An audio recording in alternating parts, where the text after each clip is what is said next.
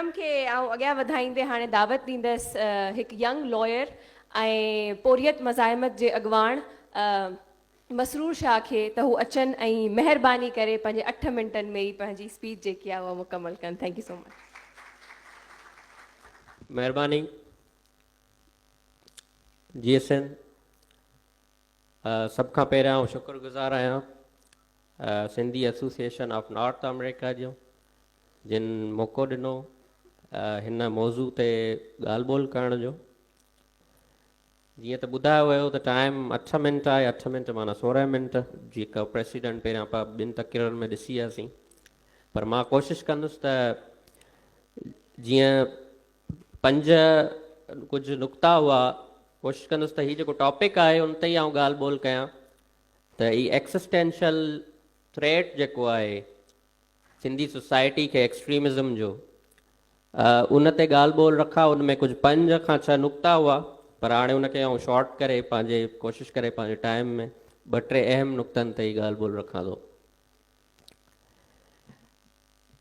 सभ खां पहिरियां त सिंध, असां चऊं था सिंध रवादार आहे, सिंध सेक्युलर आहे, सिंध जे अंदरि भाईचारो आहे। इहो जेको आइडिया ऑफ सिंध आहे इहो आहे छा? सिंध अंदरि मौलवी बि आहे, सिंध अंदरि पीर बि आहे, सिंध अंदरि एक्सट्रीमिस्ट बि आहे, सिंध अंदरि जागीरदार बि आहे, सिंध अंदरि तरक़ी पसंद माण्हू बि आहिनि, सिंध अंदरि क़ौम परस्त माण्हू बि आहिनि, वतन दोस्त बि आहिनि, फेमिनिस्ट बि आहिनि। त असां जॾहिं चऊं था सिंध त उन मां असांजी मुराद आहे असांजो तसवुरे सिंध। हिकिड़े फ्रेंच राइटर हिकिड़ो पेपर लिखियो, बियॉन्ड सक्सेस और failure, the social construction of idea of Sindh, जंहिंखे हुन जोलियन लिवाक जे हुन 2 खां 3 सदियुनि में इहो आइडिया ऑफ सिंध जेको आहे उहो कंस्ट्रक्ट थियो आहे, जेको अॼु ॾींहं ताईं असां इनरेक्ट कयूं था ऐं उनखे खणी हलूं था। उहो जेको आइडिया ऑफ सिंध आहे उहो आहे छा? उनजो मक़सदु छा आहे? उनजो मक़सदु इहो आहे त सिंध असांजो वतन आहे, सिंध क़ौम आहे, सिंध खे पॉलिटिकल यूनिट तौरु ख़ुदमुख्तियार रहण जो हक़ आहे, ऐं उन आइडिया ऑफ सिंध जो पार्ट एंड पार्सेल रवादारी आहे। त हीअ सिंध सभिनी मज़हबनि जे माण्हुनि जी सिंध आहे। हिते सभिनी खे आज़ादी आहे त हू पंहिंजे आज़ादी सां रही सघनि, भल उहे मज़हबी माण्हू हुजनि या मज़हब खे न मञींदड़ माण्हू हुजनि। उन्हनि ॿिन्ही खे इख़्तियार आहे त हू पंहिंजी आज़ादी सां जी सघनि। ऐं सिंध इन रवादार ऐं इन सिंक्रेटिक कल्चर जी जेका आहे उहा धरती आहे जिते मुख़्तलिफ़ मज़हबनि जा माण्हू तारीख़ी तौर ते रहंदा आया आहिनि, हिक ॿिए खां असरु क़बूल कयो अथनि ऐं हिक ॿिए जी रेस्पेक्ट कंदा आया आहिनि, हिक ॿिए सां कल्चरल एक्सचेंज कंदा आया आहिनि, कल्चरल डायलॉग कंदा आया आहिनि।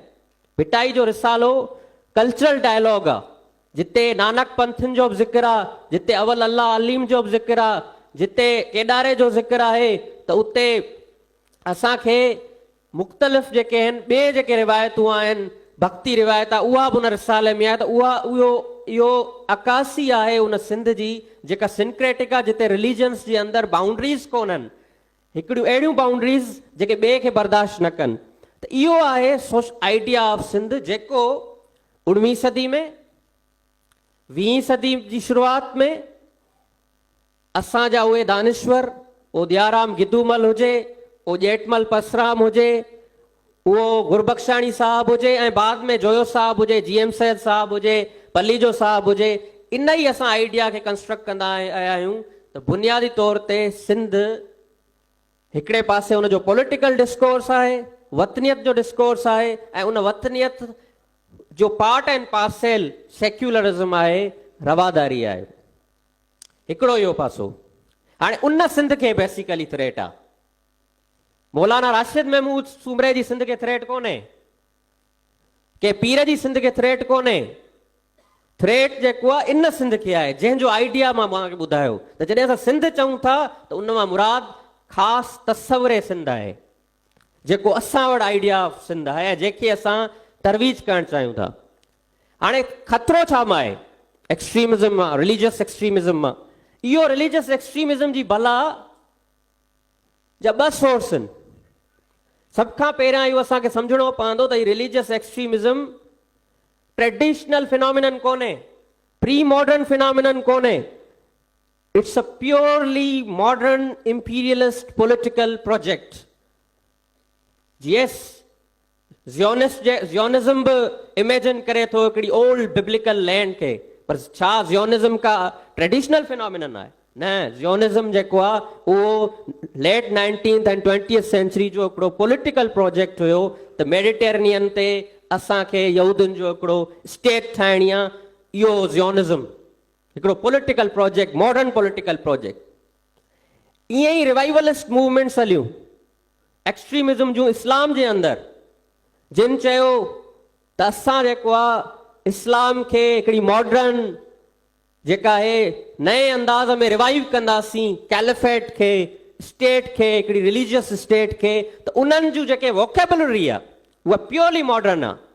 पॉलिटिकल पार्टी ठाहींदा, आर्म्स खणंदा, हथियार खणंदा, स्टेट कैप्चर कंदा, जंग कंदा, इहे सभु कैटेगरीज़। ऐं उन जे पोयां पेट्रो डॉलर हूंदो, इकोनॉमिक्स हूंदी। इहो छा तव्हांखे ट्रेडिशनलिज़म थो लॻे? इहो प्योरली मॉडर्न फिना, जीअं ज़ियोनिज़म हो मॉडर्न फिनोमिनन, ईअं ई अहले सऊद जो पेट्रो डॉलर ऐं अहले सऊद जी रियासत मॉडर्न फिनोमिनन आहे। ईअं ई मुस्लिम ब्रादरहुड, जमात इस्लामी बि modern extremist political imperialist project आहे। ऐं उहो छाजे लाइ ठाहियो वियो? पहिरियां त पेरिफरल फिनोमिनन हो, early 20th century and even 60s ताईं हिकिड़ो पेरिफरल फिनोमिनन हो मुस्लिम दुनिया में। पर मुस्लिम दुनिया जे अंदरि ऐं थर्ड वर्ल्ड जे अंदरि ऑर्गेनाइज्ड नेशनलिस्ट, थर्ड वर्ल्डिज़म ऐं कम्युनिस्ट मूवमेंट्स खे टैकल करण लाइ, उन्हनि खे ख़तमु करण लाइ हितां जी थर्ड वर्ल्ड जी क़ौमुनि ऐं मज़लूम अवाम, मज़लूम तबक़नि जी जदोजहदनि खे सबोताज करण लाइ पेट्रो डॉलर इस्तेमालु करे उन एक्सट्रीमिज़म खे सॼ मुस्लिम दुनिया ऐं थर्ड वर्ल्ड में नाफ़िज़ कयो। ही भाइर आहिनि जेके चवनि था त असां यहूदो निसारा जे ख़िलाफ़ आहियूं। उहो यहूदो नसारा जी ठहियल जेका रियासत आहे ऐं ही पाण में भाइर आहिनि। चवनि था क्लैश ऑफ सिविलाइज़ेशन्स आहे, क्लैश ऑफ सिविलाइज़ेशन्स कोन्हे, ही क्लैश ऑफ फंडामेंटलिज़म वक़्ती तौरु हुयो, पर ही भाइर आहिनि पाण में। त इहो हिकिड़ो इंपीरियलिस्ट प्रोजेक्ट हो जेको दुनिया में आंदो वियो। पोइ इहो मदरसनि जा ॼार, पोइ तंज़ीमूं, पोइ पैसा किथां पिया अचनि इहे। ईअं ई असांजे सुन्नी इस्लाम खे ऑर्गेनाइज़ कयो वियो ऐं लेट 70s 80s में शिया इस्लाम खे बि ऑर्गेनाइज़ करे पोइ असां वटि हींअर आयतुल्ला जेके आहिनि उहे वेठा आहिनि ईरान जे अंदरि। उन्हनि बि पाण खे मॉडर्निस्ट अंदाज़ में विलायत फ़क़ीह जो कॉन्सेप्ट ॾेई करे हिकिड़ी रिलीजियस स्टेट ठाहे छॾी। टिनी पासनि जकोड़ियो वियो थर्ड वर्ल्ड खे। उन में हिकिड़ी रियासत, हाणे अचूं था पंहिंजे उन सॼे मामले ते। उन में हिकिड़ी रियासत Pakistan, the land of pure Pakistan, उहा हिकिड़ी इंपीरियलिस्ट प्रोजेक्ट जी फ्रंट लाइन स्टेट। उन सां हिकिड़ी पंहिंजी एंज़ाइटी, त उन जी पंहिंजी का आइडेंटिटी कोन्हे। हू पहिरियां ठही हुई ऐं पोइ मक़सदु वरी 2 सालनि खां पोइ ॿुधायईं पंहिंजे ऑब्जेक्टिव रेज़ोल्यूशन में। ऐं क़ौम वरी अञा ताईं कोन पई थिए। थींदो त ईअं त पहिरियां वतन हूंदा आहिनि, पोइ क़ौम हूंदी आहे, पोइ वरी क़ौमी रियासत ठहंदी आहे। हीउ उबतो प्रोसेस हिन जो हलियो। त हिनखे हिकिड़ी फंडामेंटल एंज़ाइटी आहे त हितां जूं जेके नेशन्स आहिनि, ऑपरेस नेशन्स आहिनि, उन्हनि जूं पंहिंजूं आइडेंटिटीज़, पंहिंजूं हिस्ट्रीज़, पंहिंजी इंडिजिनिटी आहे। हिन रियासत वटि कुझु कोन्हे। हिकिड़ी उहा एंज़ाइटी, ॿिए पासे साम्राज्य जी क्लाइंट स्टेट। उन प्रोजेक्ट जो ही हिसो थी करे हिते रिलीजियस एक्सट्रीमिज़म खे स्पॉन्सर कयो विथ द पेट्रो डॉलर हिन रियासत। ऐं हितां जी इंडिजिनियस क़ौमुनि जा जेके फैब्रिक्स हुआ, जेके इंडिजिनियस फैब्रिक हुआ, उन्हनि खे स्मैश कयो वियो।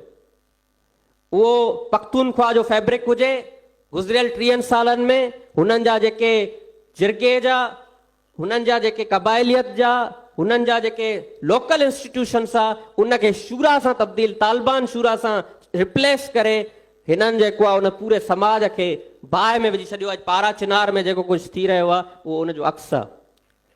वाल्टर बेंजामिन हिकिड़ी ॻाल्हि चवंदो त जॾहिं फाशिज़म ईंदो आहे त तव्हां जा तव्हांजे ज़िंदा माण्हुनि खे रुगो कोन छॾींदो आहे, तव्हांजे मुर्दनि खे बि कोन छॾींदो आहे।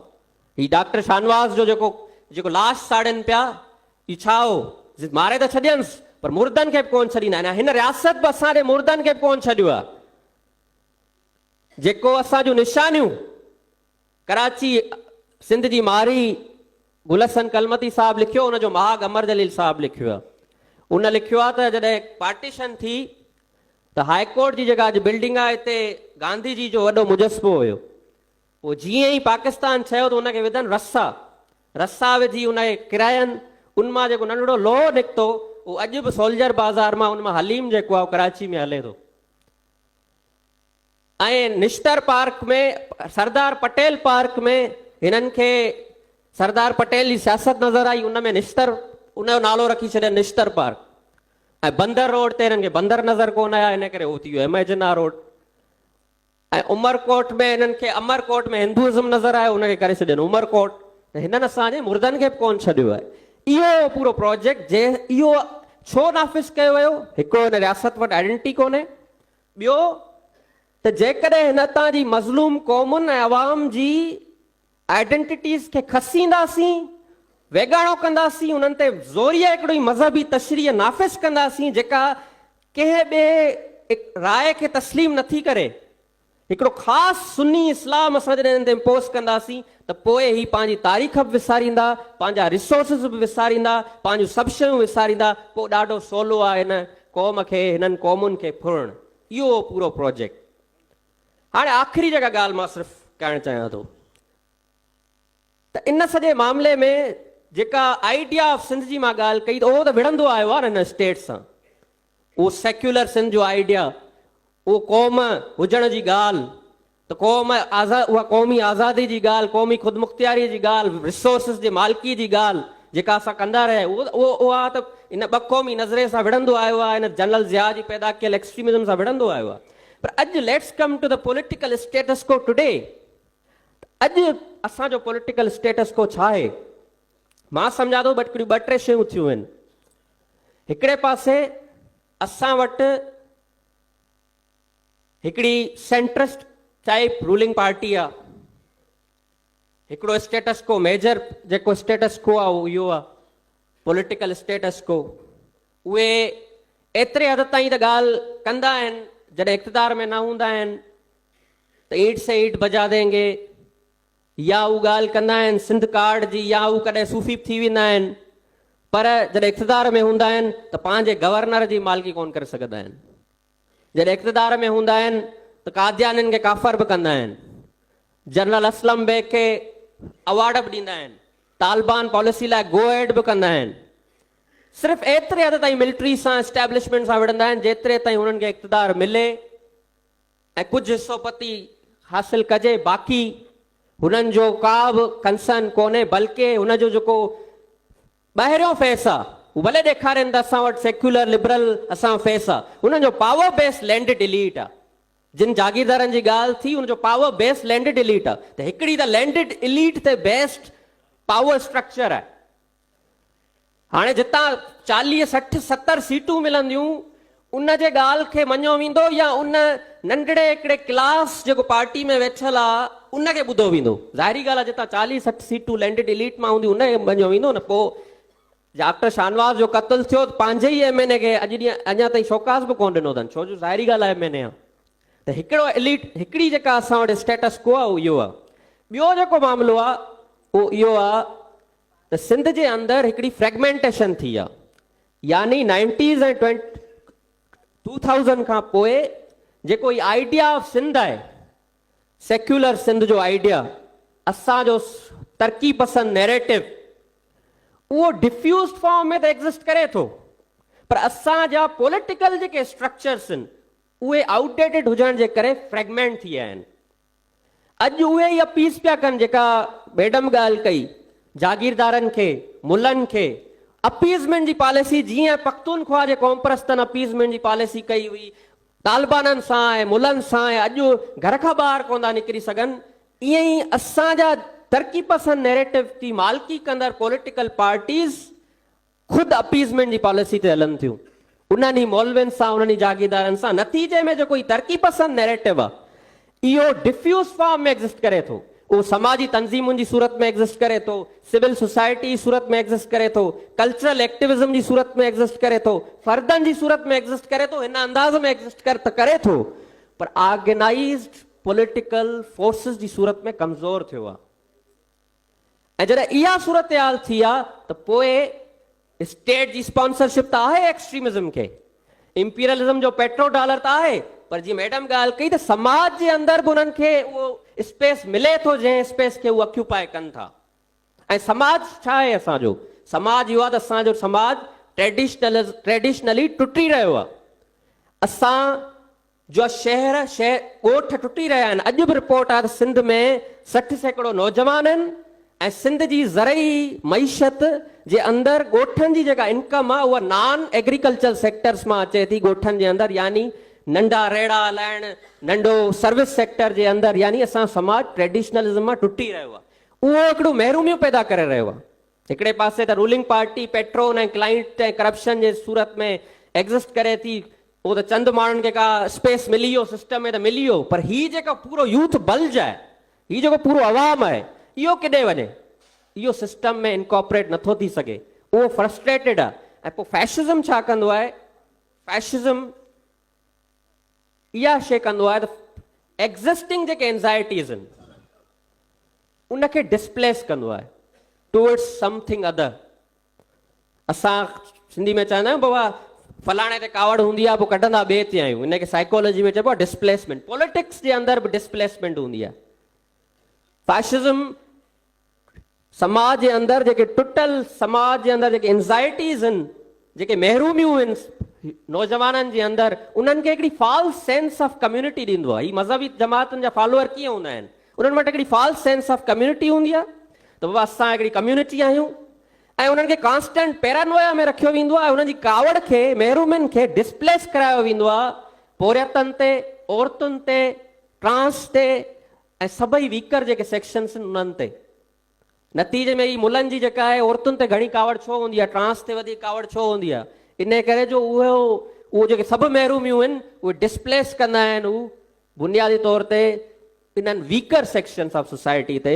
त उहा जेका पॉलिटिकल ऑर्गेनाइज़ स्ट्रक्चर्स, लास्ट मुंहिंजी ॻाल्हि, त पॉलिटिकल ऑर्गेनाइज़ स्ट्रक्चर्स तरक़ी पसंद नैरेटिव जूं जॾहिं न आहिनि जेके उन यूथ खे, उन अवाम खे मॉडर्न सेंस ऑफ कम्युनिटी जो एहसासु ॾियनि, मॉडर्न पॉलिटिकल कम्युनिटी जो, नेशनहुड जो एहसासु ॾियनि, जॾहिं उहे न आहिनि त false sense of community, false sense of solidarity, जेका रिलीजियस सॉलिडेरिटी आहे, उहा उन्हनि खे ऑक्यूपाए करे थी। ऐं इहो फिनोमिनन रुगो हिते कोन्हे, अमेरिका में तव्हां ॾिसो, उहो गोरो जेको स्कूल एजुकेशन पूरी कोन थो करे ऐं ॻोठनि में रहे थो, उहो जेको डी इंडस्ट्रियलाइज़ेशन जे करे जॉबलेस आहे, उनखे डोनाल्ड ट्रंप ॿुधाए थो त बाबा ही जेको इमिग्रेंट आयो आहे न, इहो तुंहिंजो सॼी शइ जो ज़िम्मेवार आहे। इहो साॻियो कमु हिंदुस्तान में थिए थो, बांग्लादेश में थिए पियो, जिते किथे थिए पियो।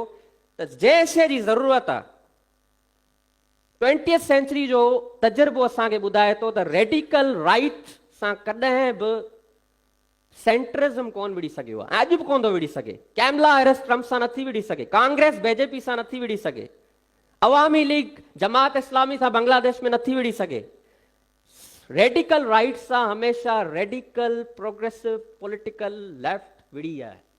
ऐं अॼु बि जंहिं शइ जी ज़रूरत आहे 21वीं सदी में, उहा इहा आहे त ऑर्गेनाइज़्ड प्रोग्रेसिव पॉलिटिकल फोर्सिस हुजनि, जंहिं वटि कंपोज़्ड नैरेटिव हुजे, जेके हिन यूथ खे नए अंदाज़ में गॾु कनि ऐं पोइ उहे आर्टिकुलेट कनि हिन कल्चरल एक्टिविज़म सां, हिननि इंटेलेक्चुअल सां, हिननि मीडिया सां ऐं सभिनी प्रोग्रेसिव पर्तन सां।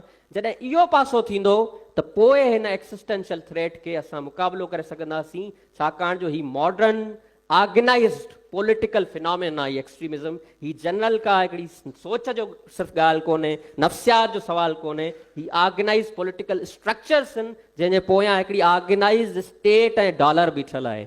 इन्हनि शयुनि खे असां जॾहिं इन अंदाज़ में सम्झंदासीं त पोइ मां सम्झां थो त असां हिन थ्रेट जो मुक़ाबिलो करे सघूं था। तव्हां सभिनी महिरबानी, थैंक यू।